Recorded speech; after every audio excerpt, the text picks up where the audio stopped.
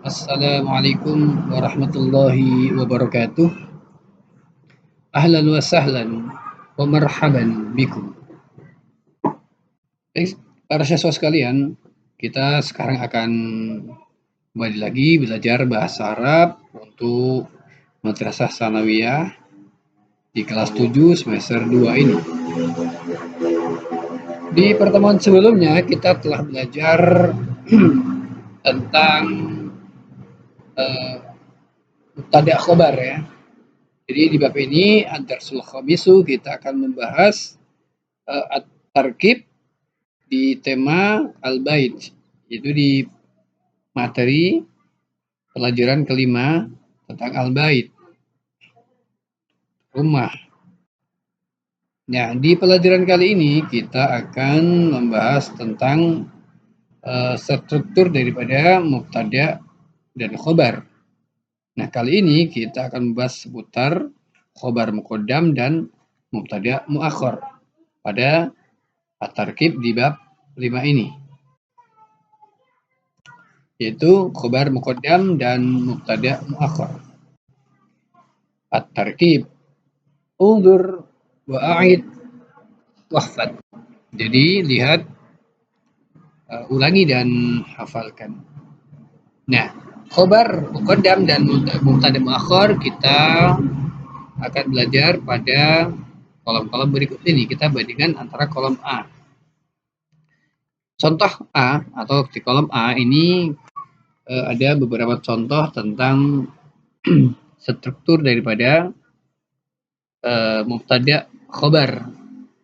Jadi di sini contoh al-hadiqatu wara'al baiti. Kebun ada di belakang rumah. Al-wisadatu 'alas sariri. Bantal itu di atas ranjang. As-sayyaratu amamat darrajah. Mobil itu di depan sepeda. Keterangannya di contoh ini, contoh A di kolom ini adalah contoh dengan struktur yang normal, yaitu mubtada' khobar ya.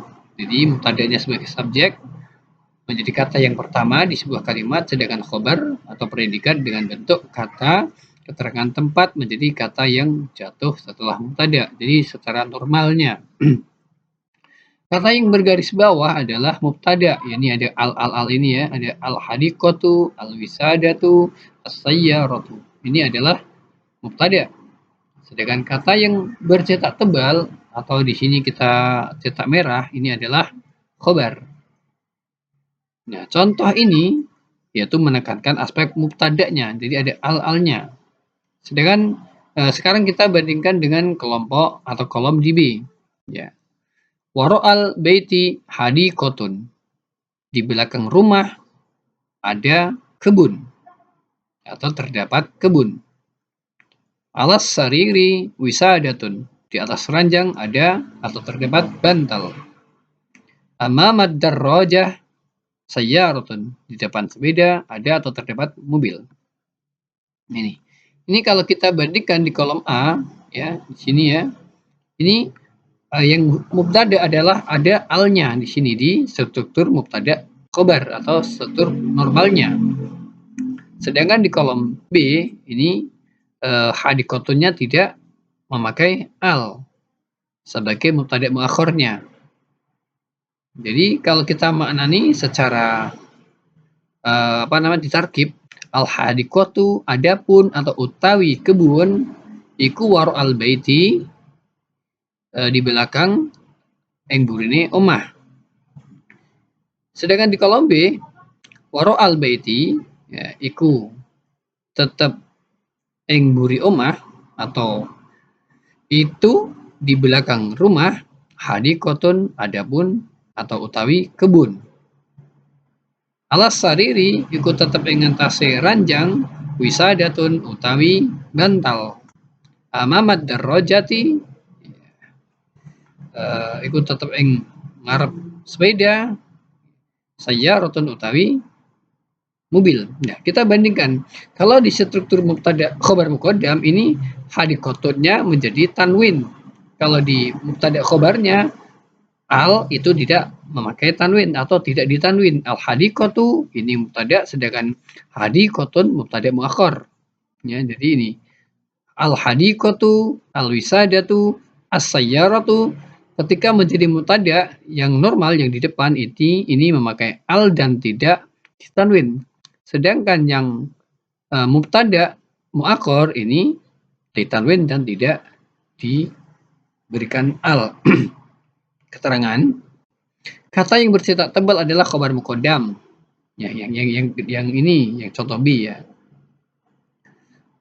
Kata yang bergaris bawah adalah mubtada muakhar.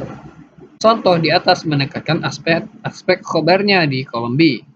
Contoh B di atas merupakan kebalikan dari contoh A, di mana A mubtada diletakkan di awal, sedangkan khobar berada setelahnya.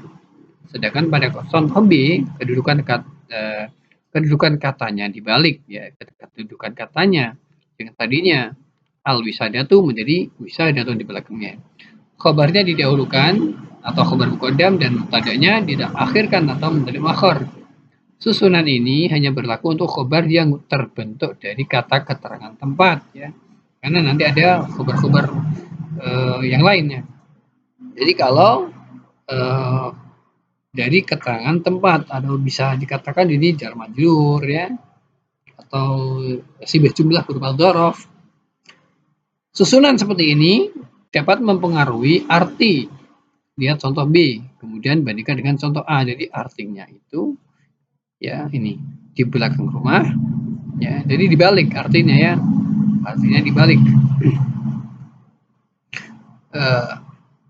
Kata ada atau terdapat pada contoh di atas dimunculkan untuk memudahkan penerjemahan ke bahasa Indonesia. Setiap mubtada harus diberi al jika bukan nama seseorang ya. Jadi misalnya Hamid ya, tidak boleh al-hamid, tidak boleh ya. Kota dan lain sebagainya. Akan tetapi jika dibalik sehingga menjadi mubtada muakhar, maka tidak diberi al. Tadi sudah kita terangkan. At-tadrib ini latihan-latihan ya.